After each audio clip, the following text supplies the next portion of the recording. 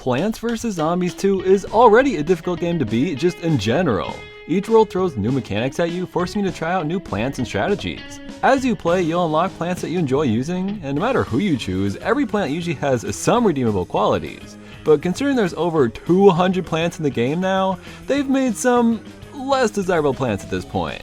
These plants are so bad that they're widely considered the worst in the game, either being completely outclassed or straight up not being good enough to be used ever. So of course, that got me wondering, what if I tried to beat all of PvZ 2 only using bad plants? What if we made our own little Suicide Squad of Plants vs. Zombies' most hated characters? Is it possible to beat the game? How far can I get before it becomes a nightmare? How about we find out? This video style was obviously inspired by the Only Nuts challenge and every other copycat that came afterwards. I'll try to make this video my own, but it's still worth acknowledging people have made very similar stuff to this. I won't be splitting up into a series of videos though, this will be the entire game in one sitting. I'm a crazy person, I know. Even Dave looks sane next to me. Without further ado, let's jump right into ancient Egypt with our first set of crappy plants, and see how long it takes for me to rage so hard I cry and piss my pants. One of the earliest plants you get will be the first member of the team, so everyone give a warm welcome to the Cabbage Pult. Now, at a first glance, he seems like an alright guy. Although he shoots slower than a pea shooter, their damage output is equal. It'll even shoot over obstacles like tombstones. The main reason Cabbage Pult is considered bad is because every other catapulting plant in the game outclasses it. Pepper Pult has heat abilities, Melon Pult damages multiple zombies, stuff like that. When facing faster enemies, Cabbage Pult is going to be completely useless to us. I am not looking forward to the chickens, I'll tell you that right now. He is simply outclassed in every conceivable way, making it questionable to ever bring in over another plant. So Cabbage Pult is our starter Pokemon, but we're in ancient Egypt already. Which world plant can we choose from? I think there's a few we could choose, like Bloomerang or the Twin Sunflower, but I think it makes the most sense to have the Gravebuster join next. He breaks graves, that's literally it. My Bloomerang is already level 4, and Twin Sunflowers make it tough to start around, but definitely earn back a good profit.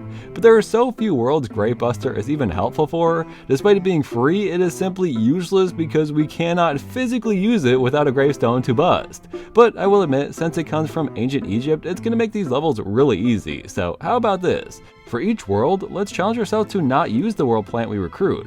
I think we all know who's joining us in the Pirate Seas, but he's actually pretty good for those levels. So let's make this challenge a little more challenging, at least to start out. So keep in mind, Gravebuster is on the bench unless we find a level too difficult without him. It probably won't happen though, considering Cabbage Pult kinda invalidates his only ability. We also just need a Sun Producer, at least one. It's hard to pick an outright unusable one, and originally I had planned to bring in the Solar Tomato. She's great with big clumps of zombies, but otherwise it's tough to make a profit. But there is someone worse, a plant I'm gonna have to learn to use because right now it's our only source of sun, the Sundew Tangler. Quite possibly one of the ugliest plants in the game. The one nice thing about her is she cannot die. She will ensnare a zombie, using them as a shield and draining their health in return for sun. Not a lot of sun though, which is why it's one of the worst. The zombie she ensnares can't be attacked. Even if she earns 0 sun, she has to take a break after each use. Its list of annoying attributes go on and on. The craziest thing about this plant is if you decide to level her up, she will deal more damage to zombies, making them die easier, meaning she will earn you less sun the more she's leveled up. You can make her worse by doing so.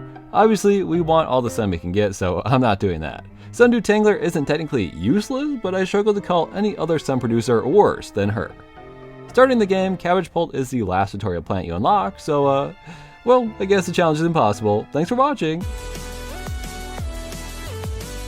We can really cruise through all of ancient Egypt. The majority of the levels here are baby easy, to the point that all we need are Cabbage Pults, and we can still wipe the floor with these zombies. Sundew Tangler isn't even needed yet. I even dug up all the extra plants on the power-up stage and beat it with just the Cabbage Pult. But Egypt is meant to be easy, especially the first half. Keep in mind, for these challenges, there are some levels we simply have to exclude. Zomboss fights and conveyor belt levels in general don't allow us to bring in only bad plants.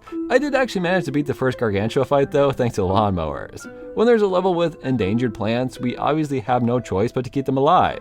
And the bonus levels aren't worth covering because they would be the same no matter what the challenge is. In terms of new recruits, we cannot ever include mints or free plants outside of tools like Hot Potato because that gives the option for weak plants to become strong.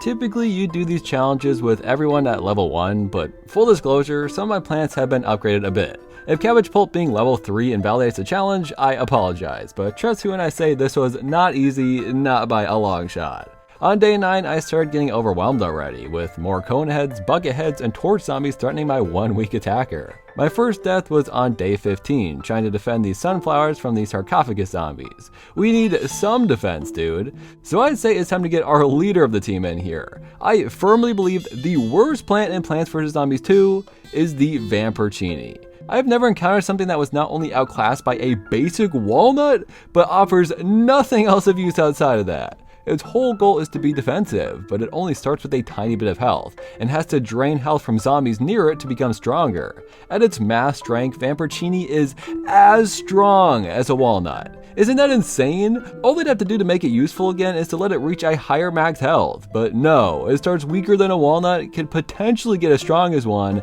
and it costs twice as much. Additionally, it gets tired from a hard day of doing jack shit, and will never drain any zombie's health again. You can give it plant food to make it energized forever, but why would I waste plant food on that?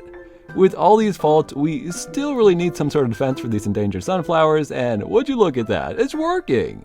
This is the most helpful a Vamporcini has ever been. So we beat level 15 with just 10 more levels left in ancient Egypt. On day 20, our next endangered plants level, I was once again stuck. The bucket heads are too strong to get quickly taken out by any one of these 3 plants in my arsenal, or one of the torch zombies will just make it far enough to kill the sunflower, and the Sundew Tangler can stop some of them, but is so weak that it's just sort of delaying the inevitable. Thankfully, this one just took a bit of practice, and remembering Cabbage Pulp's pretty helpful plant food power. I'm definitely worried about future endangered plant levels though. One of the main benefits of Sundew Tangler is it ignores armor, so with just 2 of them you can take out an entire sarcophagus zombie. That does sound great, but keep in mind if a single other zombie is in that lane, they're walking past them scot-free. Or if you're unlucky enough to lose a lawnmower in that lane, the Sundew Tangler protects that zombie. It's seriously such a detriment. Well, we got to plan our defenses on day 24, which means loading up on cabbage pulps, and just like that, we're done. For the record, I tried the zombie boss fight, but I was only getting 1 or 2 cabbage pulps at a time, so I don't think that's happening anytime soon. But that means we're moving on to the second world, the Pirate Seas. This world is not too bad, but I'm gonna guess those seagulls and parrots are going to be a real problem for my current set of plants. But hey, we completed the first world without Gravebuster, who is now a permanent part of our team. And is also useless because there's no graves here. So I guess we should introduce our next members, huh? I think we all knew this was coming, but our Pirate Seas plant is none other than the spring bean. It's useless in nearly every world, but in the Pirate Seas actually, this is pretty dang good. Any zombie launched off the ship is instantly killed, and with a well-timed plant food ability, you can wipe out waves of zombies. What makes it bad is trying it literally anywhere else. Would you like to launch a zombie back a couple feet, then fall asleep so that same zombie can walk right up and eat you? Well, oh boy, do I have the plant for you. But just like Gravebuster, we're putting Spring Bean on the bench unless we really need it. So who should join our swashbuckling crew in the meantime? Since we've already added Vamporcini, the most useless plant in the game, let's also add the most hated plant too. Let me introduce you all to Scaredy-shroom. Now, let's be fair, Scaredy-shroom is probably the most useful plant we have had so far. He's more hated on principle. He looks horrible and doesn't really work in the context of this game. He needed to be changed in some way like Ice-shroom, but they basically just ported him 1-to-1 from the first game.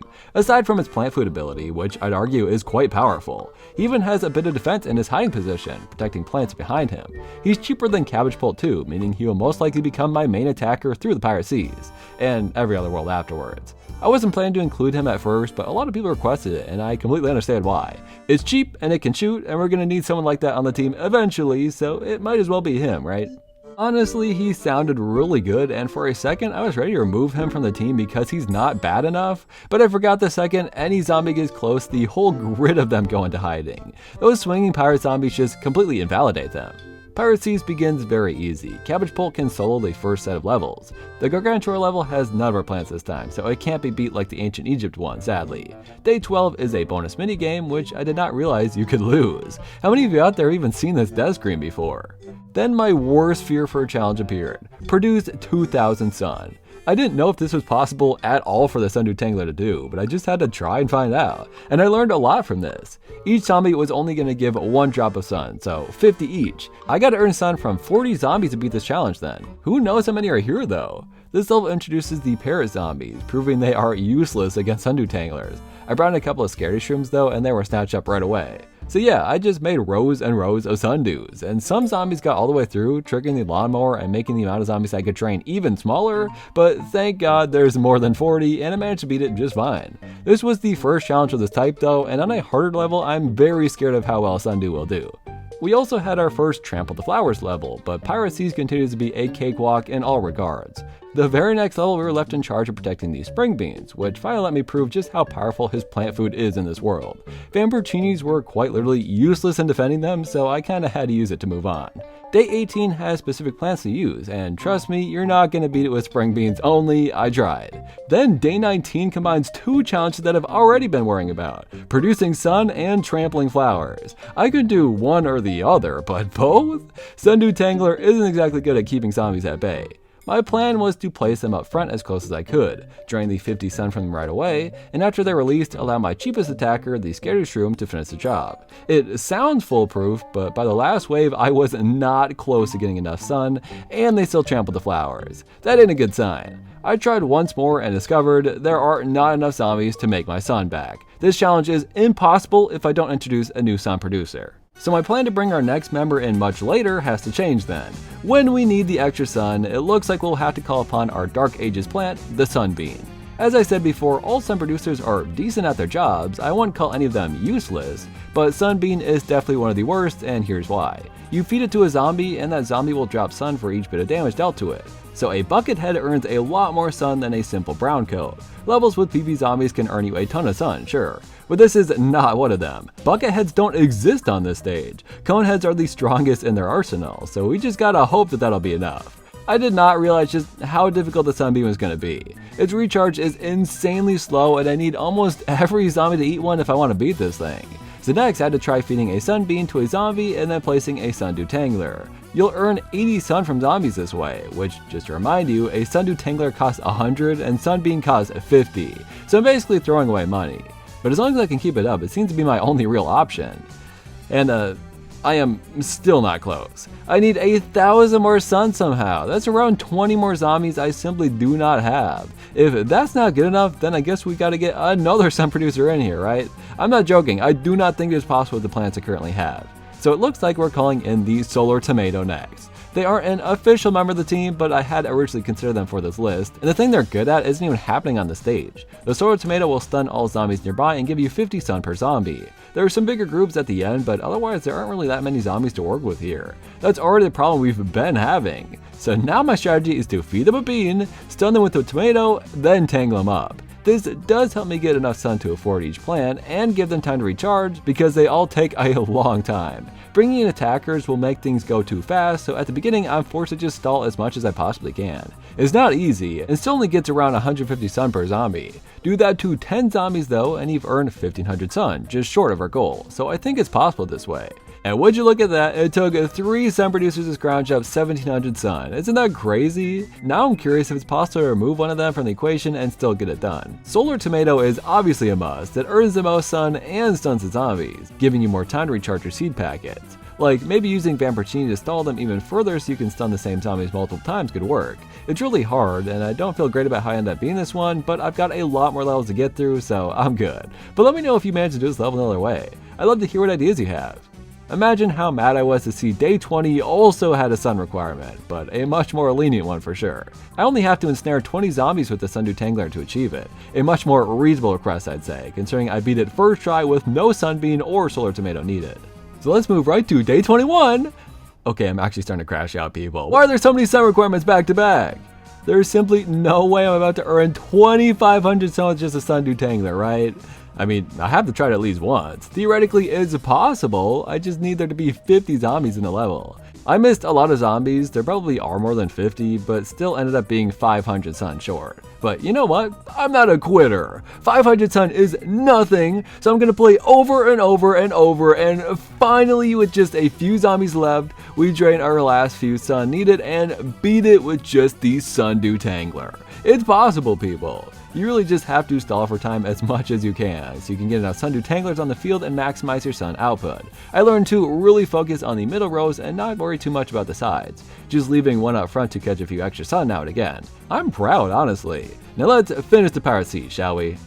Day 22 was just a plan your defenses level, and while the imps were able to overwhelm me a few times, ultimately I just had to stall them long enough to keep my lawnmowers for that final push. Day 23 was a trample the flower stage, but it was so easy I didn't even need any plant food. And our last day was a little scary at times, but look at that, our little ragtag team of plants just beat a second world.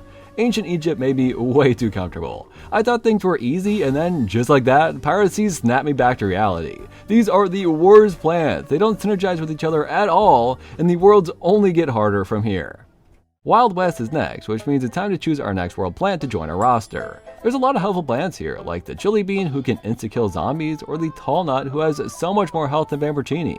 So obviously we can't choose them. My choices are between the two pea shooters, Split Pea and Pea Pod. I think they both have their weaknesses, but in my opinion, Pea Pod is going to be worse. His whole gimmick is that you can stack multiple peas into one spot, but that kind of requires you to have some decent sun production. And trust me, I think we've safely proven that is not the case. Still, Pea Pod is definitely not a bad plant, so as we've been doing, he's on the bench until I need him. He can beat the first day completely on his own, so he's clearly more powerful than any other plant we have so far. Thankfully, Spring Bean has come off the bench, so we can use him all we want now. I really want to use him.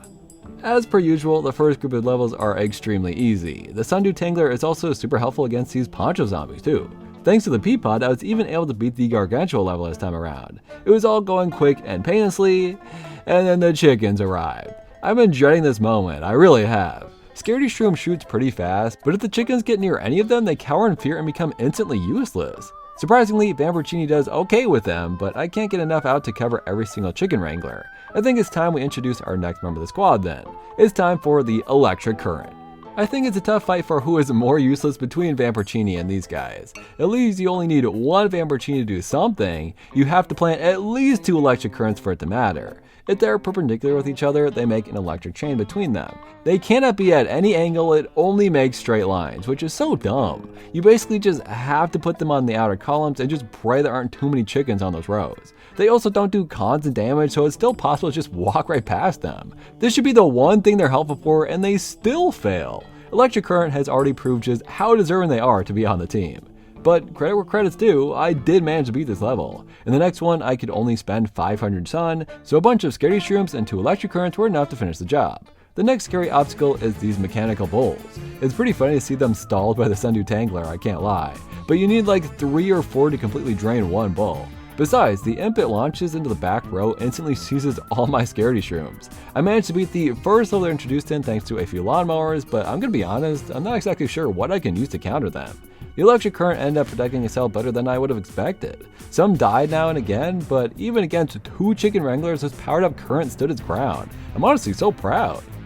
I protected this walnut with ease, but was horrified by the look of the next level. A line of flowers right down the middle with those dreaded bulls ready to trample them at any moment. Surprisingly though, I managed everything pretty well. And using the Sundew Tangler to stall and take out the strongest zombies was one of the only reasons I was able to beat it so easily. I am already 18 levels deep and have really faced 0 issues here. Thank God I haven't had to produce a certain amount of sun like in the Pirate Seas, but day 18, where I'm forced to plan my defenses and there's seemingly endless chickens coming through, well, I might have just met my toughest challenge yet. Electric Currants are okay at defending themselves, but it doesn't take much to take them out, and I don't have enough sun to replace them if they die. I tried using Vamporcinis, but that round went even worse. I'd take Pea Pod off the bench, but I don't even have enough sun to make it matter. I can make it to the last wave, just barely, but the lawnmowers don't even help when the chickens spawn in other lanes. But I'm a determined man. I won't give up on my team. I had to just stop and think. What are my weak points? What's working and how can I fix what's not? The chickens will all die just as long as I can keep the Electric Currants alive. And how can I get as many of the cheapest attacker or the Scaredy-shroom on screen? So here was the new plan. Move everything forward and place as many Scaredy-shrooms as I can fit back there. When the Electric Currants start taking damage, use a Scaredy-shroom for defense. It's only 25 Sun, where a new Electric Currant would cost 150. The last big problem, those damn miner zombies. They launch right to the back and paralyze my Scaredy-shrooms. So each time that happens, I'm just gonna have to waste a plant food on it and hope that'll be enough. It wasn't clean, I lost one of my Electric Currants to some chickens, but comparing all my other attempts that made it to the final wave, it was clear I had found the right strategy, and I don't even have to kill these last miners. They'll just simultaneously kamikaze when the round is over. I am genuinely so dang proud of my little team.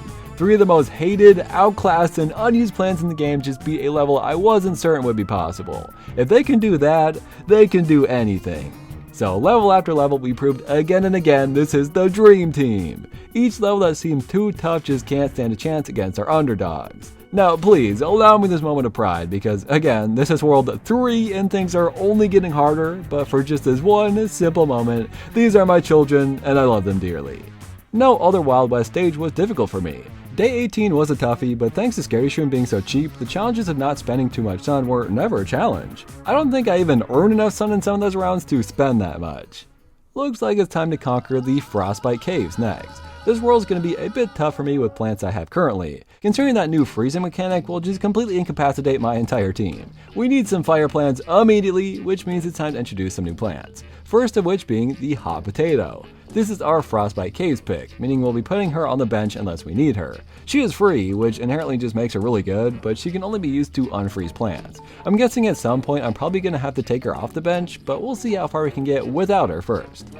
We still need someone with some heat, so let's double dip on the Frostbite Cave plants and permanently add the pepper pult too. Now, it's not what you think. We are absolutely not just replacing the cabbage pult here. I can't afford to. Do you think I have 200 sun just lying around? I could plant 2 cabbage pults with that kind of money. The absolute biggest downside to the pepper pult is its abysmal recharge time. You are planting one of these every 19 seconds, and at that point you're already halfway through the level. The one bonus is he does a bit of splash damage, so you can hurt multiple zombies with a single hit. But more importantly, he's a fire plant, and we need at least one to survive this world. Level 5 was a conveyor belt level that feels like it was made for a challenge, and other than avoiding the bonk choice, I was just playing a level as intended for once. Day 6 only let us bring in 2 plants aside from pepper pult, but so far this has been my dream team anyways. These early levels, as always, are just too easy, and I'm starting to realize Scaredy-shroom is by far the greatest plant on my team. He's cheap, he can provide defense, he is still very annoying when the enemies get to the back of the lawn, but every time I try to level without using Scaredy-shroom, I just lose.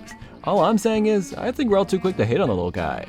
At level 11 we face our first big challenge. We, once again, can only choose 2 of our plants, and they sort of have to be pepper pult and Scaredy-shroom. I don't think there's another option here. The problem is, these new ice head zombies are super beefy, and neither of these attackers are that strong.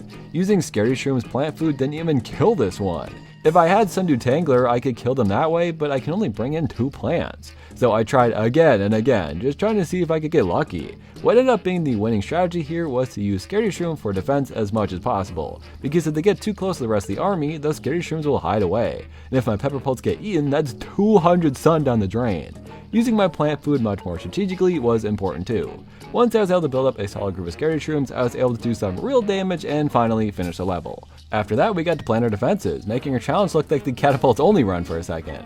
Now that we can choose our plants, I tried using the Sundew Tangler to take out the ice head, neglecting every other plant on the field in the process and swiftly losing the level. So I went back in, made sure to get my defenses a bit more ready, and was about to flawlessly beat it before the brand new Gargantuar sauntered through my defenses. Of course, he was on the bottom row, my least defended one. Sundew Tanglers cannot stop them, and I did so little damage he only threw one of the 3 imps on his back. All I had to do was not waste any sun on the Sundew Tanglers, truly a detriment in the majority of these levels, and save some plant food to wipe out the Gargantuar once and for all.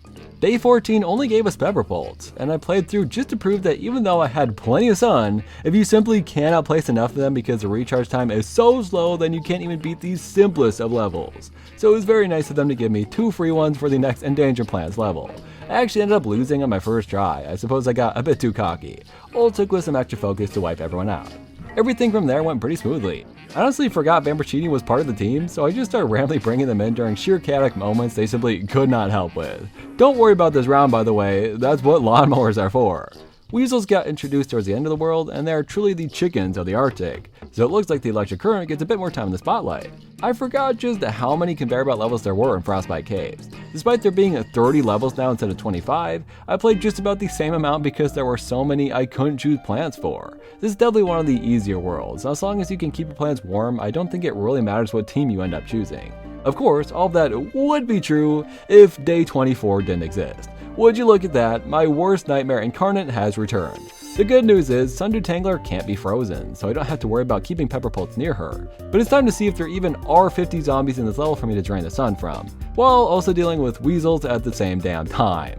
Once again, I learned quite a bit about the Sundew Tangler from this. First, it turns out you can prevent weasels from spawning if you only use them. I had no idea. Dodos are immune apparently, so that's the one big problem for me. But ice blocks also can't be pushed through them. That's nice and all, but we are nowhere close to the sun requirement. Trying again, we're a lot closer, but about 10 zombies away. How am I gonna find 10 more zombies to kill? Wait a minute, there's a bunch of frozen imps here.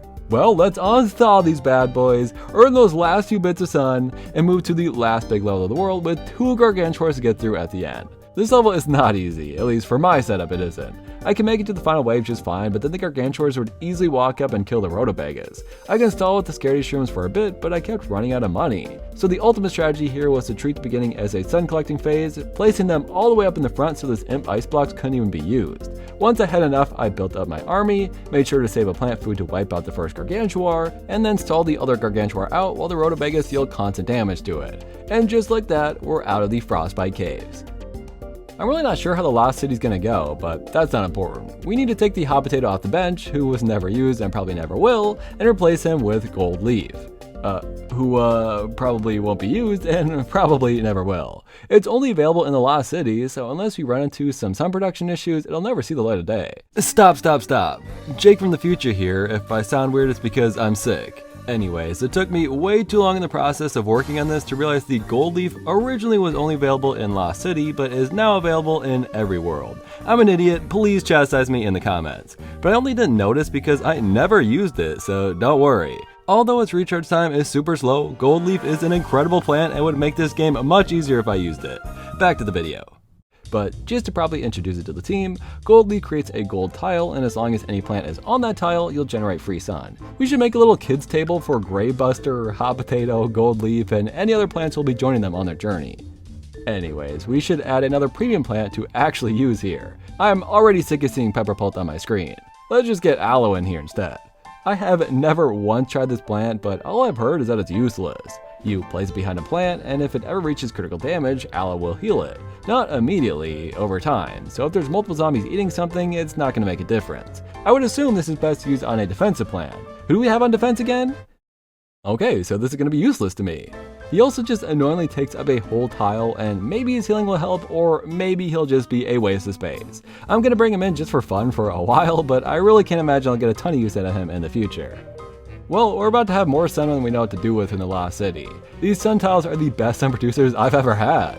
I'm already learning a lot from the first few levels. Even though I already have a lobbing plan to deal with the shovel zombies, one won't cut it. I either gotta use 2, or bring in Sundew Tangler, who is of course immune. While I was calling Aloe and Vamporcini's team up useless, I think that's just not right. I think these two plants combined could prove to be a viable way to defend now. Vamporcini is also immune to being shoveled while it's absorbing, which is actually probably bad rather than being helpful. My strategy didn't really change much throughout the first half of the world. I got really into using the Electric Currant, I really don't even know why. Something really fun about having 2 rows is when the shovel zombie moves one, he ends up executing himself and all the zombies near him. What a funny, random thing that can happen to this plant. As they introduced the dragonfly and parasol zombies, they never really mattered much. Time and time again, I proved my team could handle it. Until day 12, of course, when they tasked me with generating 2 times the amount of sun I've ever had to before. Of course, this sounds scarier than it is when you realize the sheer amount of gold tiles they provide you with. What I did not realize is they're about to unleash gargantuars on me at the same time.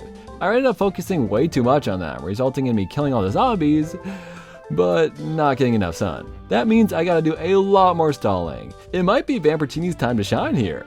Actually, who the hell am I kidding? Do you see what happens when I even entertain the notion of using this god-awful plant? Even without having to produce a ton of sun, this already is just a difficult level on its own. I lose all my lawnmowers consistently. This is one of those times that the slow recharge of my important plants really matters, as I have so much sun and can only spend it so quickly. The next time I got to the end, I had the opposite problem, earning enough sun but sadly letting that gargantuar stroll right through to the end. So let's do this one more time, put it all together, and do both requirements. Vamporcini even got the last hit. I'm glad we got a real challenge from Lost City. I was a bit worried I'd just easily glide through it. But from there, it really only got harder. These relic zombies are not easy for my plants to deal with. Being up close and personal is not the Scaredy-shroom's forte. Combined with the importer, we basically have these little mini waves. And I don't even have a single plant that can deal with clumps of zombies. The Scaredy-shroom plant food is kind of my only option. But the problem I kept facing was a single zombie would get back there and suddenly my whole army was cowering in fear. I need Scaredy-shrooms, but they're clearly not pulling their weight here. I played day 23 a lot. I realized the Electric Currant could help, and I did have a decent round, but it still went so rough. It is so hard to keep them from dying, especially from the relic hunters. I genuinely hated this round, and then the zombies kept teleporting around. I know that happens sometimes with Electric Currant, but they basically just screwed me here. I was so close. And then everything just clicked. Suddenly my whole arsenal was in play. Electric Currants, Sundew Tanglers, even Vamporcini. I also thought of a new strat I should start using more on the final wave. Electricity the long way. That might be one of the greatest uses for Electric Currant I can think of, and by the looks of it, I think zombies in the Sundew Tangler still get electrocuted. Gotta keep that in mind. I only lost one lawnmower this time, can you believe it? Next, I had to keep the zombies from trampling the flowers, which is a great excuse to try out my Electric Currant and Sundew Tangler strategy I just learned, and it worked pretty great. I feel like I got insanely lucky a few times on this one. Look at what happens on the bottom row at the end. How did I survive that? Not an easy stage by any means. Well, we had a good run, guys, but day 25 only lets us choose 2 plants. I have been barely scraping by thanks to all my plants. I don't think this is gonna work. Give it your best shot, you two. Don't go down without a fight. Wait a minute, they're winning easily? Look at the zombie hordes on the last level, and now on this one. They went easy on me. Well, thank God they did. I was genuinely sad for a second. I kind of expected a level where they forced coconut cannons, 3-peaters, and watermelons to be a bit more difficult, you know? After that point, I never really struggled again. I was afraid of those blue skull guys, but it seemed like my plants were pretty decent at wiping them out. Definitely helps to have a plant who cannot be killed. I even got a chance to use my Electric Currant idea on a gargantuar. Lost City is the longest world yet, with 32 stages instead of just 30. I don't know why. I sadly didn't get to use the other tiles in any of the levels because it never let me choose my plants for those. We are officially moving on to the far, far future. This is the halfway point, so we've nearly beaten half the game with some of the most dog-doogie plants you can choose from. Speaking of, I believe it's time to add a few more. Going on the bench, we have Peach. This is just yet another plant at our kids' table who probably doesn't deserve a spot on this team in the first place, but none of the far future plants are bad. Imagine me bringing in Laser Bean or Citron here, they'd be busted. Peach stalls all the robots and mechs and is only useful here and in modern day. So while it's on the bench, we'll see if we ever need it, but so far there hasn't been a single bench warmer who's gotten a chance to shine, so don't get your hopes up. I've barely used Aloe, and I kinda doubt I ever will. But maybe there's a better chance I start to use the Buzz button. That's right, not Buzz button, Buzz button. That won't be difficult to read in my script, surely.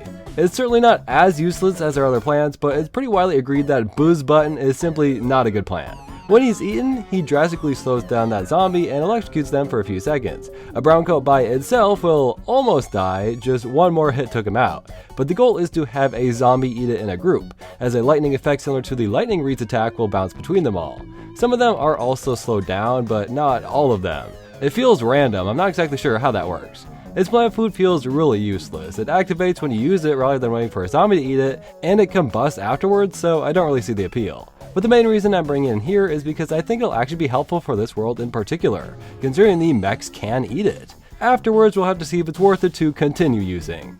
One of the gimmicks of Far Future, these tiles that let you share plant food abilities, is going to be devastating when used on a group of Scaredy-shrooms. Can you imagine having Tile turn up on our team? I think the Electric Currant is going to be a big help with the robots too. It seems to just cancel out their shields, and they move so slowly they take a lot more damage than most zombies. It's fun using the Buzz button on the Disco mechs because it'll always hit the flying zombie surrounding it.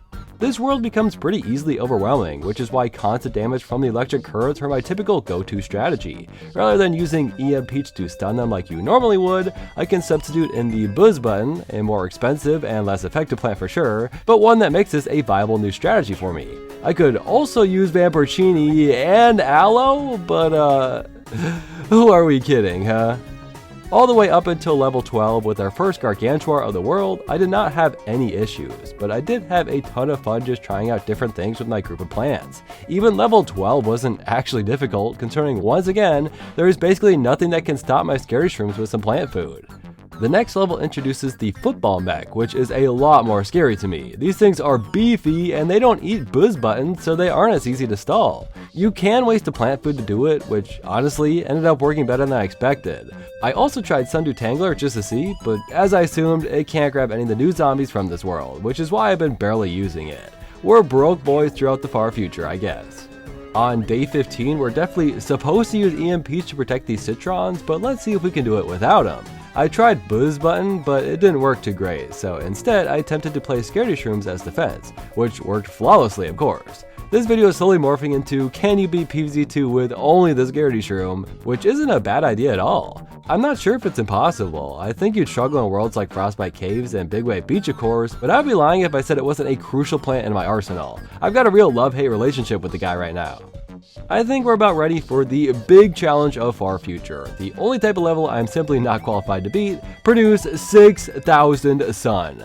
I would already guess this will not be possible for the Sundew Tangler to achieve on their own, considering I'd have to tangle 120 zombies, but I suppose it was worth a shot. In the process, I accidentally stumbled upon a way to infinitely stun the football mech, which is an incredible find I will not be forgetting about. Anyways, the whole point of this level is to place sunflowers on the tiles and farm sun before the level ends, and that just doesn't work with the Sundew Tangler, Sunbeam, or Solar Tomato. I tried a couple of times, but it was clear that these 3 sun producers would never be enough to reach that goal. Is this it, guys? Is day 18 of Far Future the end of our challenge? Answering the question posed in the title of this video? I really think it might be, but I'm not going to give up that easily. I decided to look into how other challenges similar to this one had beaten it. Turns out most just give up on these levels and don't play them for real, which is fair. I don't think it's possible for pea shooters to do this at all, but it was a bit disappointing. However, in the Only Nuts video, he used a very interesting strategy I hadn't really thought about before. He used tall nuts to keep the last zombie alive in order to make as much sun as you could ever want. It's shown for like half a second in the video, but it led to a Jimmy Neutron brain blast on my part. The round won't end until every zombie is dead, right? If I can keep a zombie infinitely stalled, perhaps a certain football mech zombie to be exact, Solar Tomato can technically continue to earn sun from him until I beat the challenge. Now, obviously that is going to take a considerable amount of time because one zombie will only earn 50 sun per tomato, but at least there's 2 of these mechs at the end. It sucks they went on the top row so they're covered up by the UI and my stupid friends keep texting and blocking it, but I made it this far and I'm not ready to give up the challenge just yet. So watch this beautiful time lapse as we beat this level fair and square.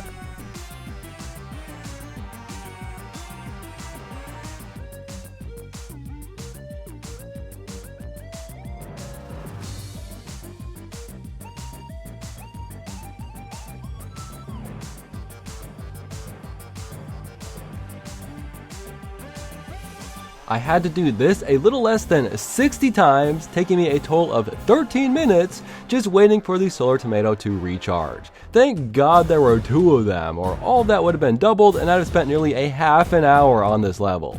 I could have just let the lawnmower take them out, but I wanted to see the life drained from their suits just as the 6,000 sun had been drained from them moments earlier. When all hope seems lost, when this team of plants seems unable to prosper, we don't give up. We make solutions, we earn our victories, and we never lose. I don't know what kind of difficult levels we'll be facing moving forward, but simply being able to surpass a seemingly impossible level like this is so awesome and extremely motivating. Day 21 also happened to be a big sun producing level, and this time there's no football mech, but I'm realizing there are other ways to achieve the same idea. Again, as long as that zombie doesn't die, you can keep the level going. He can just eat Scaredy-shrooms all day until I've earned enough sun. I'm not going to bother with another time lapse, it's less exciting of a discovery, but at least I know that in the future, if there is a difficult sun producing level, I always have a plan B thanks to the Solar Tomato. There's only 24 levels this time, and the last one has sun bombs falling. I only used Scaredy-shrooms, buzz buttons, and the occasional Vamporcini just for fun, and they gave out so many plant foods I think pretty much any combination of plants could have probably destroyed this extremely easy level. Thanks to Scaredy-shroom, this was by far one of the easiest worlds yet, with my favorite discovery of the video so far. That was so cool, and I don't think I'll ever top that. It's like chasing a high to continue playing right now. But we still got a lot left to go, so it's time to start the Dark Ages. I might use EM Peach in modern day, but otherwise, it was nice seeing you, buddy. As you may recall, we've already met our Dark Ages plant, the Sunbean. But let's dig a little more into why Sunbean is here over the others. Well, for starters, we proved earlier that we can't rely on Sundew Tangler to be our only source of sun production, so at some point we had to get another. The biggest problem with Sunbean is you have to kill the zombie that eats it, and especially in the Dark Ages, you don't have sun lying around to buy the Sunbean and an attacker. Thankfully, I have just enough to buy a Scaredy-shroom too. It's just too difficult to manage. If you go try hard, it can be somewhat effective, but obviously it's just going to make more sense and be more convenient to use a plant that just always generates sun. A lot of people said Puff-shroom has been nerfed to the point of being useless, but it's a free plant who can be used to stall or attack or anything, and in my book, that is much more helpful than anything the Sunbean can pull off. But as per usual, Sunbean is best in Dark Ages, especially with those night zombies, so I'll try to beat as many levels as I can without it. Tombstones are finally back, which means we could finally use the Gravebuster for once, but why not introduce a new plant to take care of those instead? Besides, a free plant to deal with tombs is too good. We wanna pay for someone like Tomb Tangler. As someone who's never used him, it sounds pretty dang appealing. He replaces a gravestone and emits a slowing fog, and zombies in it have a chance to be dragged down and insta-killed. Considering we don't have a single plant on our team yet that can insta-kill zombies, that's hard to pass up. Its plant food is alright, it kills 2 zombies at random, so you might want to make sure there are only strong zombies on screen when you use it. He's got decent health too, so it can help with defense. In fact, that's really one of its biggest positives. The reason Tomb Tangler is bad is because you can't control where graves spawn, and as rounds progress, a lot of your plants will just destroy the graves, making him impossible to use. He rarely actually kills zombies, he's gonna get eaten before doing something useful 90% of the time. Not to mention only 3 worlds feature gravestones, so he's only situationally decent, and I have to bring him into the Dark Ages or I'll never get to use him at all. This world is going to be really hard because I can't produce sun very easily. If you've forgotten, sun doesn't fall from the sky in Dark Ages. I'll probably still bring in Gravebuster just in case I need to quickly earn sun from a gravestone. And in some levels I will probably have to take Sunbean off the bench just to get things going. Already on level 3, we simply cannot earn enough sun to play normally. I can give plant food to a Sunbean for some sun, but not nearly enough. Even if I keep using Sunbeans afterwards, I'm not able to turn a profit. But if you stall and let some lawnmowers pass, thankfully a Buckethead appears. He makes this possible, but not easy. I have to be so careful with how much I spend while multiple Bucketheads get sent my way. All it took was playing extremely carefully and making sure to generate as much sun as possible as I went. This basic level nearly ruined our run, and I'm not even exaggerating. It is not a good sign that this is only night 3. Thank God we got some levels after this that just had tombstones with the sun in it. That's the way it should be. Next we plan our defenses, and since a single jester took down my Scaredy-shroom strats, I decided to try oops all Tomb Tanglers. Using Aloe with it is pretty good, but immediately proves its flaws. Look at this soul imp. He sat and nodded this single Tomb Tangler with Aloe healing him until he won. A Tomb Tangler lost to an imp, but it was still fun to beat an entire level this way. Night 7 goes back to Nightmare mode, forcing us to wait for all these basic brown coats to wipe out my precious lawnmowers until a beefier zombie walks by who can actually earn me a profit. And from there, you have to be so unbelievably on top of things, and if you let one zombie slip, it's basically game over.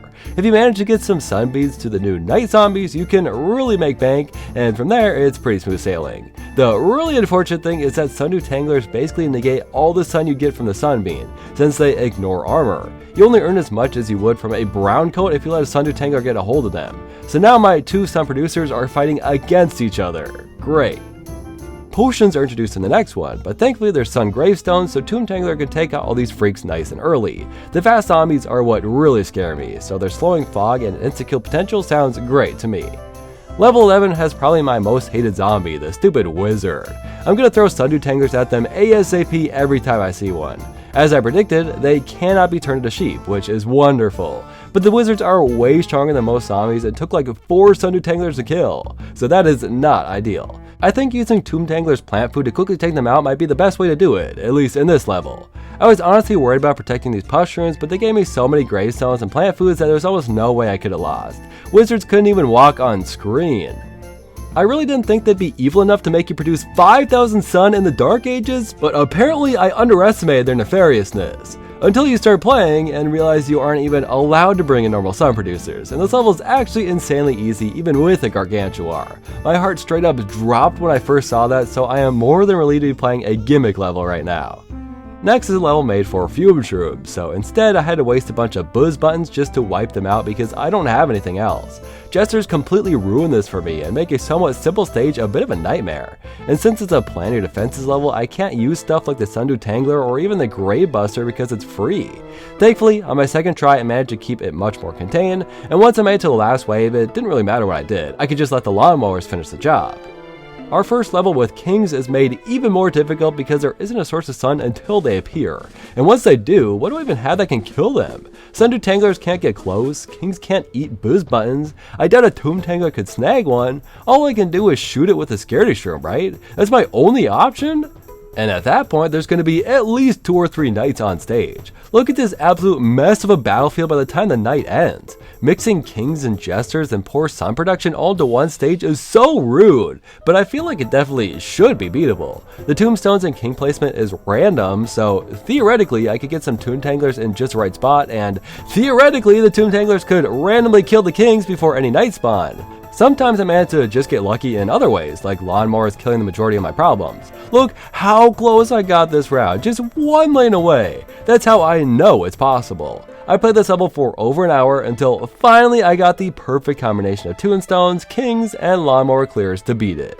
On one hand, it was annoying how random it was, but on the other, who knows if it would have been possible with a set order of circumstances. Anyways, Dark Ages is only 20 nights long, so we only have 3 levels to go. This whole world would absolutely not have been possible without the Tomb Tangler. I am so very thankful I chose to bring it with. It's a pretty decent plan for the Dark Ages, I'm not gonna lie, but I think it's just decent enough to have made it through without just making every level insanely easy, you know? It helped keep the balance, and now we can basically say goodbye to it because we're not gonna see gravestones anytime soon. I'm sort of surprised I beat the Dark Ages, I can't even lie, but I'm happy to be moving on to the Neon Mixtape Tour. I'm not going to make a big deal of who's next, I'm choosing the Fat Beat.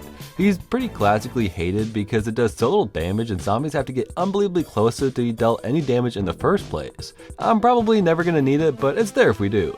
What's funny is we could have chosen pretty much any of these. Garlic ain't that great, neither is Spore-shroom, and people hate Intensive Carrot. I never realized how many bad plants were in this world.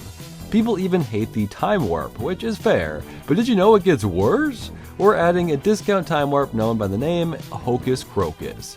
Time Warp is a single use and takes every zombie on the lawn back to their starting location fully healed. Hocus Crocus can do this as many times as she wants, but only targets 1 zombie at a time. They take damage from this though, so I suppose that is a bonus, but then it takes a very long time to recharge. It can come in clutch occasionally, but it ends up being pretty random most of the time. And planting multiple doesn't really help your odds because sometimes they will target the same zombie and waste their charge. You do not want to bring them into a plan your defenses level. All 10 of them will waste their charge on singular zombies.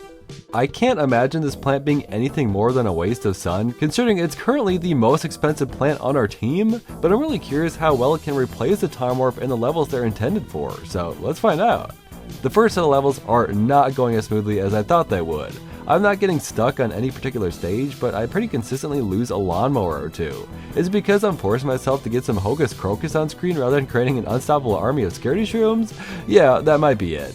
Fast zombies are one of the biggest issues for my team though, so the ones that quickly kick away all my cool stuff are proving to be my worst enemies. Day 9, 10, and 11 don't let you choose your plant, so we very quickly jump to level 12, featuring our first Gargantuar. I really wanted to see if Hocus Crocus could teleport them, and it actually can. That sort of makes it worth the cost of 200 sun, and really the only reason I'd ever really want to use this plant in the upcoming worlds. Next was the Plan Your Defenses level I showed earlier that proved how useless it is to plant multiple Hocus Crocus at the same time. I did not take this level seriously. I tried messing around with some fun combinations, but there's just too many zombies. And even when I tried a more sensible setup, I still got overwhelmed. So I guess it's just time to make a Scaredy-shroom army. It feels cheap, but I'd already tried having fun and clearly it wasn't good enough. I'm definitely underplaying just how difficult this level actually was. Even with a whole field of my best attacker, I'd get wiped out. And I really only barely won on like my third try with this arrangement. I didn't realize how close it was going to be. Clearly planning your defenses is just a more difficult task, because protecting these fat beats was incredibly easy in comparison. Hocus Crocus seems like it could be a decent support for Scaredy-shroom the one we play. Keeping the zombies away from them is crucial, but then again, spending the same amount as 8 Scaredy-shrooms for one of these is really not a worthy sacrifice. Most of these levels end up being super boring because it is straight up unreasonable to do anything other than spam Scaredy-shroom. Just trying to bring in other plans typically cost me the round. Once the arcade cabinet guys came in, I started using Sundew Tangler to disrupt the pushing guy. We reached another planar defensive stage, which I was prepared to struggle with, but it actually ended up being way more manageable, despite having 3 Gargantuars threatening me this time around. Day 26 is an interesting dilemma where you actually want the endangered Spore-shroom to get kicked, otherwise they're going to get eaten very easily. I had to play it twice just because I forgot, but it's probably my favorite level of the world. These new boombox zombies pose a challenge I'm not sure I'm ready for, but it seems like Sundew Tangler could work as a counter to it. But then we just beat the whole world with no fanfare. Man, Neon Mixtape Tour has got to be the most boring world we've faced so far. There was no standout level. I either had to spam Scaredy-shrooms or I wouldn't win. And each round ended without any issues or by clearing the final wave with lawnmowers. The last level of the world doesn't even let me choose my plans. I really tried to use Hocus Crocus, but it's so expensive and not worth it pretty much ever. I hope to make things more interesting in Jurassic Marsh. This world is filled with pretty much only good plans. It would be insane to take one of these primal counterparts. The only downside would be how expensive they are. We don't really have a choice. We have to recruit Perfume-shroom. And it probably makes the most sense that we do. As our benched plant, I'll make sure to try these levels before taking the easy route and bringing her in. She can charm all the zombies in the lane you play her in, which has been pretty crucial to my success every time I played this world in the past. I think these dinosaurs are really going to cause problems for me. I am not optimistic about my chances here. The stupid pterodactyl completely ruins the Scaredy-shroom. They have no way to deal with that. I think we're going to need a plant who isn't horrible, but is certainly not convenient or cost effective, and is sort of coincidentally on theme for this world. We got to bring in the Chomper. I'm basically an expert on the guy after ranking every Chomper ever, so I can give you a quick rundown. He eats zombies, that's all. He'll chomp the first and swallow the second. What makes him bad is he needs a lot of time to digest, which is fair. I can't imagine swallowing a zombie whole is easy, but yeah. Mine is unfortunately level 3. I once again sincerely apologize that I don't have every plant at a neutral level 1. But we just gotta get over that I'm a disappointment and a failure and no one will ever love me. Of course, into killing a zombie is incredible, but keeping Chomper alive is definitely easier said than done. And I'm guessing having to pay 150 sun is never going to be worth it. But that plant food? I don't have anyone to push a lane back like that, so it'll be a huge help. 2 levels in, there's already the first dino. They just changed up the way these levels work so much. Every single zombie is a threat now, especially the beefy ones. That's why Chomper makes sense for me. He's the last barrier between these zombies getting kicked forward right into my Scaredy-shrooms. On day 6, the Stegosaurus joins us, who's really just a crazier velociraptor. Again, Chomper is a huge help. As predicted, the second the pterodactyls joined us was the second all hell broke loose. Our seemingly well put together defense was just ravaged into an unrecognizable war zone when they were finished. And I only won because of the lawnmowers. I really have no way to deal with this. I just have to accept that these lanes are going to get screwed. I want to at least try something though, so on the next one I brought out the Electric Currant. My thought process was I could just leave the back rows empty, and if I need to hold the stronger zombies in place, I could stall with some bizz buttons. It worked surprisingly well actually, way better than I expected it to. Even on the sides with the Electric Currants, the zombies got shocked while eating the Scaredy-shroom protecting them. It's not foolproof, and with other dinos in the mix, I think it would fail, but I am proud to have tried something and succeeded. Day 12 is a scary challenge. Don't lose more than 6 plants. I have not succeeded with that in any of the levels I've played so far. Almost every gimmick of the plants I have results in them easily dying. I was afraid to use Chomper or Electric Currant or anything. This level was thankfully very easy, but I made a horrifying discovery. Sundew Tangler does not prevent zombies from being pushed forward, but they are still tangled somehow, which means no other plant can interact with it until it's finished. so a zombie can waltz right up to the chopper and eat it whole. Sundew Tangler has become virtually unusable then, which is not good news. Day 15 had built-in chopper protection, which I expected to make this baby easy, and thank God the Gargantuar went down the middle lane or that would not have been pretty. Bringing in this singular aloe was absolutely necessary to being day 17, and it's times like these where I think to myself, oh yeah, I have aloe on my team. I have been fairly worried about the T-Rex as well. Watching the zombies rush forward is freaky. I get a chill down my spine just watching it. But surprisingly, the boost button is an incredible counter for this. I couldn't believe it. I think we found boost buttons calling in life, its reason for existing. Day 20 reminds me of this recurring nightmare I have, where I keep having to produce more sun than I'm capable of producing. Sundew Tangler just isn't made for this world. Even the fast zombies just walk right past her. I don't feel so bad about using the sunbeam now that we've passed the dark ages, so I think we should put more focus into using them instead. It's much more possible this way, but not suddenly easy to achieve. You really gotta make sure to give out plant food sunbeams to the big boys. That's how you really make bank. I do think this setup was pretty nice too, having chompers behind these Sundew Tanglers to clean up afterwards. Some rounds would be really close, and others I just missed so many of the strongest zombies I couldn't possibly earn enough. I really had a feeling it could work though, and after about 40 minutes of attempts, I managed to feed pretty much every buckethead and fossil head a sunbeam, including the crucial plant fooded sunbeam, earning a little over 2,000 and getting to show off how prepared I was by bringing in the Hocus Crocus, cause I'm fairly confident this Gargantuar wouldn't have made it through my defenses otherwise. It is always so satisfying to beat these difficult levels, dude. I really am surprised how smoothly this world has gone otherwise. There are rounds that I just play so poorly, losing all my lawnmowers before the final wave and assuming I've lost. But then the final wave comes and there's like a single zombie. Maybe the lawnmower somehow killed everything off screen, I don't know. But it really felt like I was both unprepared and perfectly fine at the same time in nearly every level I played. In the next Plan Your Defenses level, I found a really fun way to mash together my collected plants. It's the Electric Currant idea from before, but adding in the Hocus Crocus. Now, if any plants get flown to the end, there's a good chance they'll be teleported right back to the start. Chompers can protect the front, and from there, I'll just let it play out. It slowly crumbled over time, it's definitely not good for endurance, but once again, everything just worked out so luckily. The Gargantuar spotted a lane with a lawnmower left. I had plant food and a little sun left to play Scaredy-shroom to clean up the middle. It technically worked, and it was really fun. Level 25 has the dreaded Ankylosaurus that pushes the zombies right up to the nearest plant, which is obviously horrible for Scaredy-shrooms. However, this is quite possibly one of the greatest uses of the Sundew Tangler I've come up with yet. I'm such a genius! It completely nullifies this dinosaur, and once again, I did so horribly and was able to win by the skin of my teeth thanks to a very clutch chomper placement, if I do say so myself. Well, the rest of the world went exactly the same, and the final level doesn't even let you choose your own plants again, which means we just beat Jurassic Marsh. I really thought this was going to destroy me, but I completely blazed through it. There were fun levels and discoveries from my plant team though, so I can't complain. However, the world I have dreaded more than any other is finally here.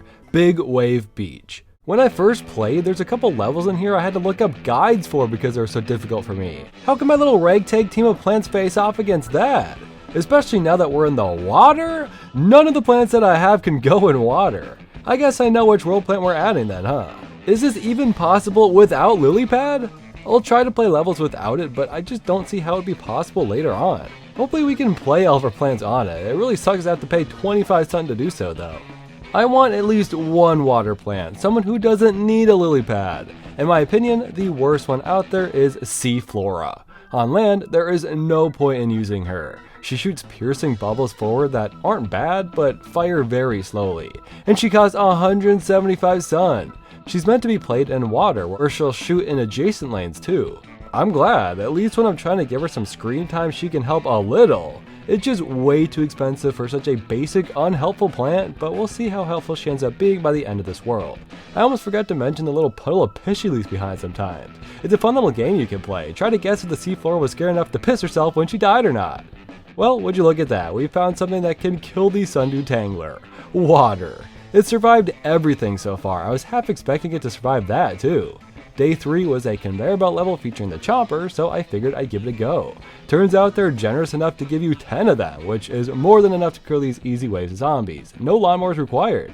Day 6 only let me choose 2 plants on my own, so Scaredy and Chomper were the obvious choices. Except there was really no room for both. Only one lily pad that started the round lasted to the end.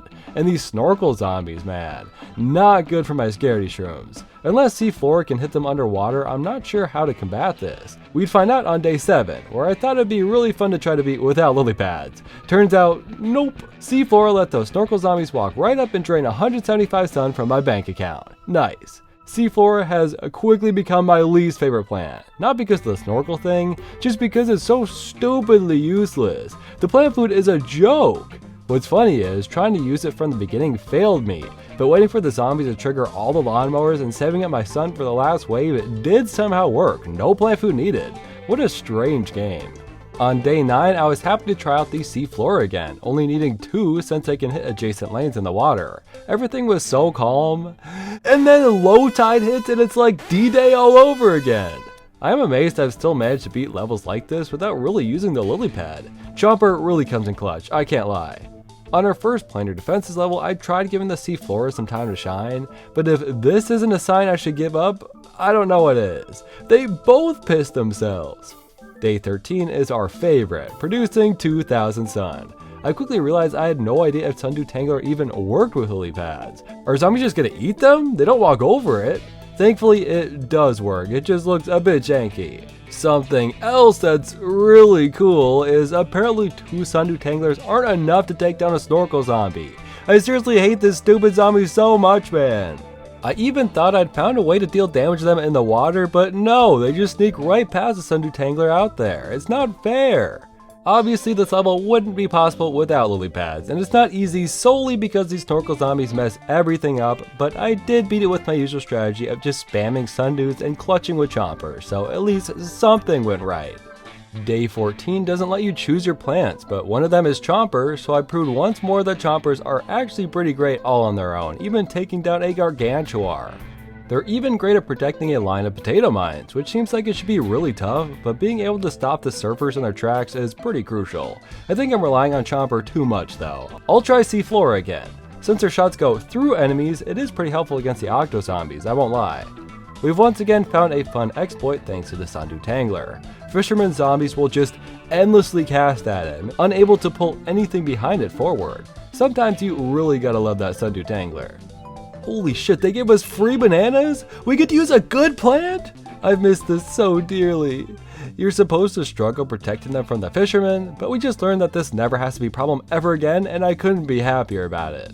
I love when they challenge me to not spend too much sun. There's no way I'm going to earn that much sun in the first place. Look how much sun I had to spend by the end, dude. This is not an easy level, but they give you so much plant food that as long as I have Scaredy-shrooms, there is no threat here whatsoever. One of these levels in Big Wave Beach was so difficult for me that I couldn't beat it normally when I first played this game, but now I can't remember which one. I thought it might have been day 28 with the challenge of not losing your plants. I've been doing pretty good, but losing 5 plants with my team happens around the first wave of zombies usually. I was incredibly nervous reaching this point, but considering the main threat of this level is the fishermen, I really had everything locked down. Until I discovered surfers could kill Sundew Tangler? Since when? Because they're on lily pads, that's 2 deaths, and on the last wave I went from perfectly fine to the edge of losing it all in seconds. Thank God there wasn't a 3rd surfer ready to go or it would have been all over. That level's tough, but I don't think it's the one I was remembering.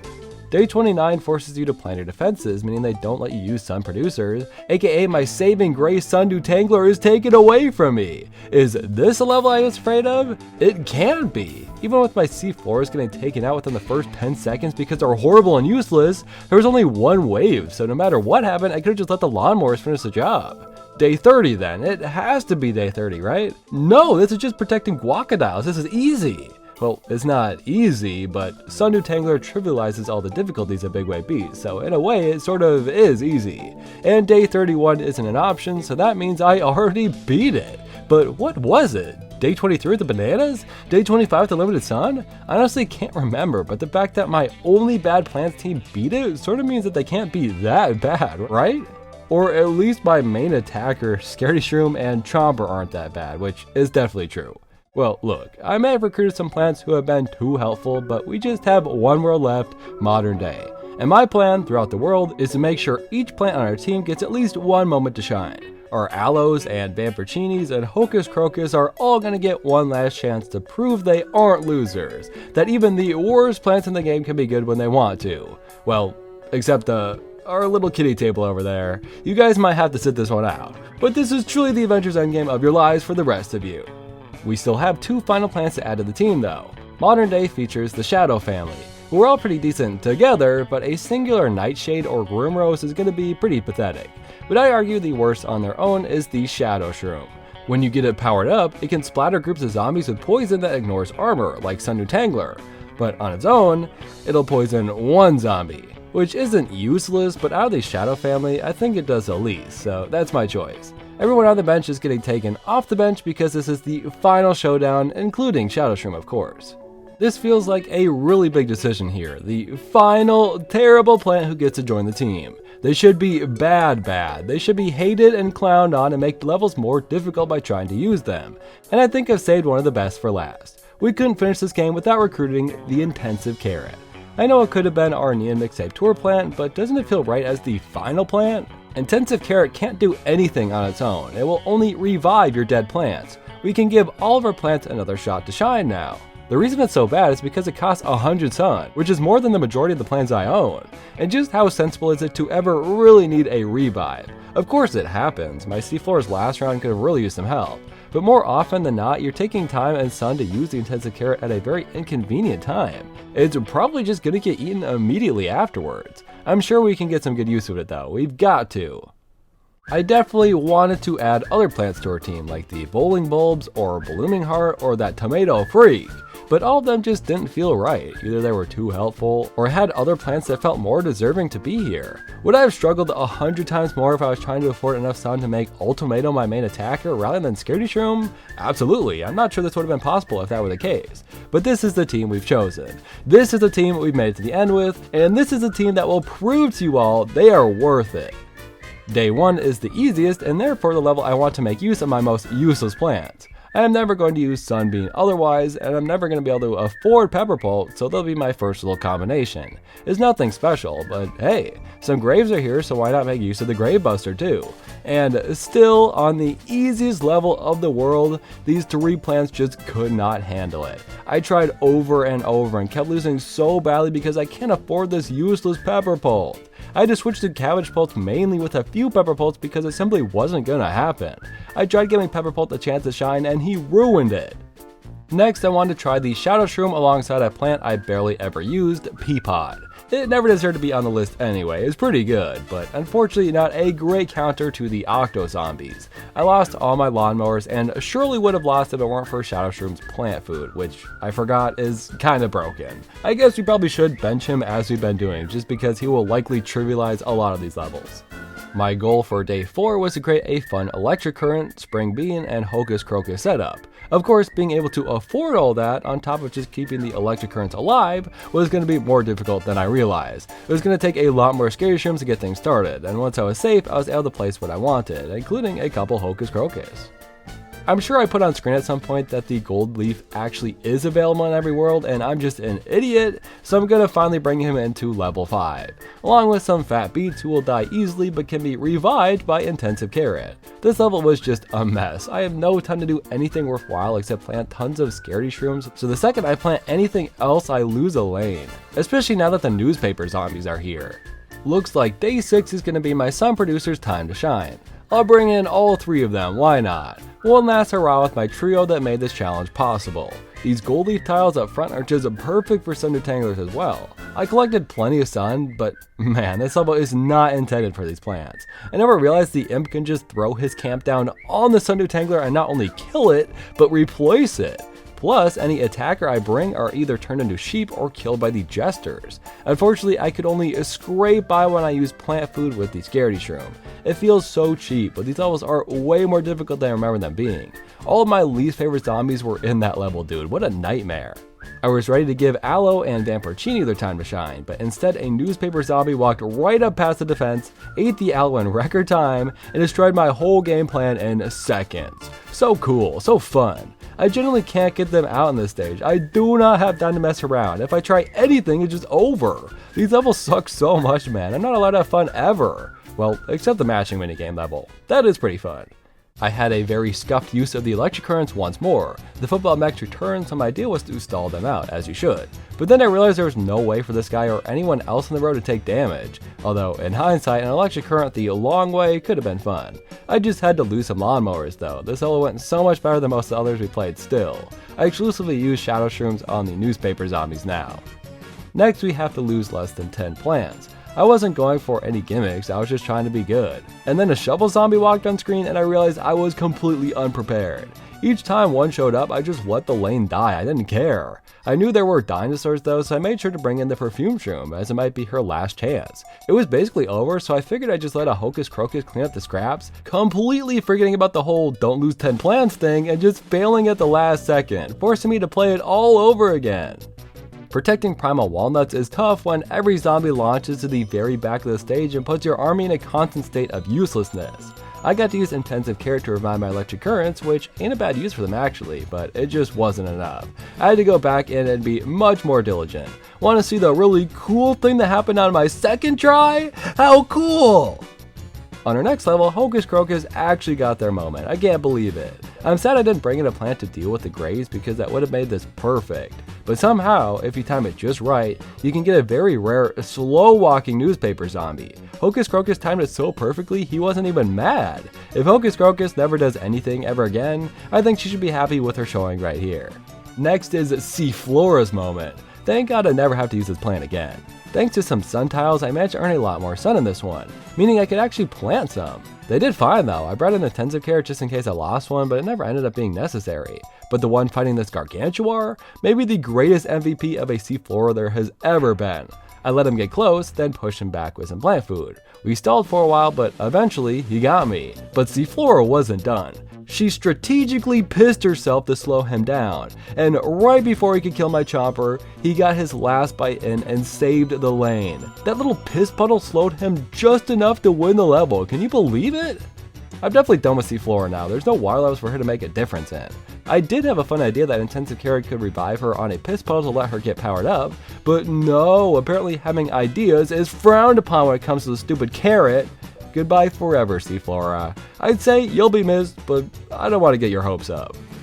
Buzz Button is really the only plant I haven't tried using yet. He's okay with the newspaper zombies. You could also use him to stop the football zombies, but I feel like Scaredy-shroom is just the cheaper, more sensible option. I didn't realize that sometimes chompers get lucky and can just eat them before dying though. That's a pretty great bonus, I gotta say.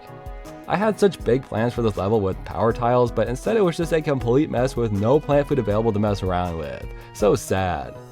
I forgot there's actually an entire showcase level for intensive carrot. Now only the fat beat here is on my team, but come on, I gotta play an intensive carrot only level. It's fun seeing the different zombies who can ruin it, like the shovel zombies and punk rock ones that kick your plants off screen. It's one of the coolest levels in modern day. Day 26 is really hard. I lost all my lawnmowers before the final round even started. In order to win, I had to sacrifice some lanes that had no chance of survival and clutch up with one last jumper at the end. The disco mechs were by far the biggest problem for me here. Looks like our trio is coming back for one final showdown. There's much less sun tiles this time, but I also only have to collect 1,000 less than last time. Long story short, sword tomatoes and chompers are an incredible way to get rid of football zombies, wizards, newspaper zombies, all of it. Sunbeam did not contribute apart from earning me a lot of sun from a single football zombie, and I don't think I even needed to do that. Gravestones? Is it time to get our last showcase? Sundew Tangler! This level feels like it was made for my boy. Look how well he's doing. And even more tombs get added as you play. It was perfect. Until the balloon zombie showed up, and the gargantuars, and then it kind of fell apart. It wouldn't be modern day without me having to try every level at least 5 times. Level 30 is where we're gonna meet our maker, I think. Preventing zombies from trampling the flowers? With how well things have been going? Not likely. It starts so quickly with such big zombies, I'm getting the feeling there's not really anything in my arsenal capable of doing this. I decided to try bringing in the solar tomato as it's the only plant I've been using that stuns zombies in place, and I could definitely use more sun for chompers. With this setup, I could make it to this gargantuar, but then what can I do? I've already forced one of the lawnmowers to go, so I just lose. There's nothing else to it. I had good rounds, but my focus is so split I wouldn't notice a zombie getting through. Sometimes I gotta stun football zombies mid-sprint with Solar Tomato just to save as much stun and resources as I possibly can. It does feel possible though, and the problem isn't with my plants anymore, the problem is with me.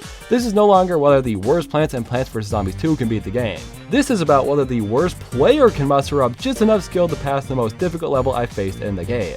Well, unless the chomper just decides to not eat the zombie, then that's not really my fault. With enough precision, I can make it to the final wave with no plant food and no real options for taking out these gargantuars. I think my only real chance is to get a balloon zombie to hit the lawnmowers at just the right time, which is obviously easier said than done. I got the beginning down to an exact science though. 3 Scaredy-shrooms, then stun these zombies with the Solar Tomato. I don't gain any more sun from that, but it does give me time to set up. Wait for the balloon zombies to pass the flowers before placing another Scaredy-shroom to finish the job. Then we put a chomper on the minecart, who sometimes will wait too long for an attack and ruin a perfectly fine run. Awesome. Next we put a Scaredy-shroom up top for the football zombie to bounce off of. Then wait for the second one to stun, getting a bunch of sun. From there I'm less confident, but typically I have to spend both my plant foods on the Scaredy-shrooms just to stay alive. First one up top, then on the bottom, just catching the gargantuar who spawns there too. Sometimes I manage to do so good that I get to the end and just lose the gargantuars because there's no balloon zombies to hit the lawnmowers. Can you believe that's a skill I have to acquire? Not being bad, not doing good enough and bad enough to get this exact outcome. I did realize I could potentially let the first lawnmower get taken earlier, meaning at the final round I could just trigger one and be left with a single lane to deal with. It does work, but man, it is just not that simple. So I took a much needed break after hours of attempts, and when I came back, the level changed. So now every strategy I discovered from the first wave onward was a waste of time, and now I have no clue how to beat it. The worst part is it's totally possible, with the right zombie combinations at least. But that was before the level spawns reset, and now I'm just hoping it goes back to the way it was or something better. And when I woke up the next day, my chances seemed pretty likely once more. Once again, I can make it pretty safely to that final wave, but once I'm there I really have no options for stalling the gargantuars. I would usually pause the game to collect my bearings, but all I could do was just take in the fact that there was nothing to be done. I had an incredible round where I triggered the lawnmower right at the last wave, and it despawned right before the gargantuar. But now I know that's something I can do. A few rounds later, I had this happen. My lawnmower strategy worked. My chompers cleaned up so that every zombie on the lawn was dead. There was just one gargantuar left, and I was freaking the hell out. A sensible person would have dug up all the useless plants left, earning all the sun I need to make a Hocus Crocus or more solar tomatoes. But I was nervous, okay? But now I know what I have to do. This is possible, and I can do this, so let's go through it all one last time. We start with our 3 Scaredy-shrooms. When the balloon zombie spawns, we stall with Solar Tomato. Then we build up our backline and get a chomper ready. Place a Scaredy-shroom right in front of him to stop the football zombie. When the second one spawns, stall the bottom 3 rows with a Solar Tomato. Wait for the bucket head to almost reach the flowers and then use a plant food on the top, and wait for the gargantuar to spawn to do the same on the bottom.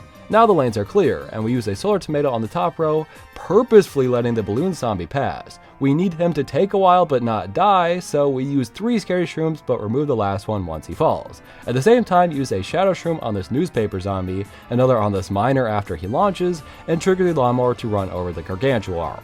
A football zombie kills our chomper, so we place another, who eats the second one just in time. We stall everyone on the bottom with a Solar Tomato, while the balloon zombie finally triggers a lawnmower and takes out the top row's gargantuar. There's a sneaky newspaper hidden behind the bottom gargantuar, so place the chomper down, and all that's left is our last final boss. The zombie I have failed to kill again and again is the last thing that stands between me and victory. I'm prepared this time and quickly dig up all my chompers so I can afford a Hocus Crocus. I stalled him again and placed a chomper to do some big damage. Now my plan was to hopefully keep him there and the chomper could just kill him, but when he threw his imp, I decided my new plan should be to let the imp hit the lawnmower, so I dug up my Scaredy-shrooms. I am so relieved to be done. This has to be it. And the Hocus Crocus stops him. I am so stupid for not digging her up too. Now I go into complete panic mode and I stun him with Solar Tomato again just in the hopes that he's almost dead. Despite the only way he can take damage now is from the Hocus Crocus because I dug up all my Scaredy-shrooms. I bought another chomper and tried to stall him just in time, but the chomper died. And I basically assumed it was all over. But one last stab from Hocus Crocus and it was done. I did it. I actually did it. This level that I played for 6 hours is completely possible to beat with these plans. Now, yes, there is one more level after this, but look at this shit. 2 waves? 1 gargantuar? Is this a joke? I beat it easily. Level 30 was the real final boss, and that means, holy shit, I can't believe I'm about to say this, you can beat Plants vs. Zombies 2 using only the worst plants in the game. This has been one hell of a journey, and I feel like I learned a lot. Not all plants are created equally, that much is clear. For one reason or another, each one of these plants have become hated and therefore rarely used. Without good defense, your plants will die. Without good sun production, the worst plants are simply the ones you can't afford. But even these left behind plants can do something right sometimes. I would never expect it to win rounds because of Seaflora or Vamporcini or Electric Currant of all things. That guy sucked. Each one I hated the most proved to me they could help me at least once, and for that, I'd say they're quite alright in my book. Alright, who are we kidding? Scaredy-shroom fucking carried, and I don't want to see any disrespect for him ever again. Thank you all for watching, and please let me know what you thought of this video. I've never actually sat down and watched any of these types of videos, so I'm curious if I did something poorly, or if maybe you like something I brought to the table. And if you'd like to see another challenge like this, just let me know. This was pretty fun, for the most part. Thank you to my members who help make long videos like this possible. Please consider becoming a member to support me if you can. You can even just join for $2 a month. Thank you Patrick Barjan, Keep, Gall Guy, Jeff the Legend, Cheaper Yang, Test Monkey, Callum Ford, Perscube and Enter Checky, Mr. Odell, Timor Kernov, Aaron the Ghoul, Freakish Smile, Ceramic Tiger, Gemini, Lewis, MD Swidgy, Omegon, Jonathan Biscoff, Lavitane, Green Man, Yeah, McCrazy, Bright Streak, OK, Mirai, Joey Miller, and Dante. Seriously, I hated Scaredy-shroom's design before making this, but I really hadn't played as him much on my own. He isn't amazing, but just being so cheap was really all it took to be essential here. I really wonder how many levels you could beat with just him, too. It was basically over, so I figured I'd just let a Hocus Cloak. On our next level, Hocus Crokey, and then a shovel zombie walked right, and then a shovel, he's okay with the newspaper. It wouldn't be modern day without. Sometimes I gotta stun football zombies mid-sprint with Slower Tomato just to save as much sun and resources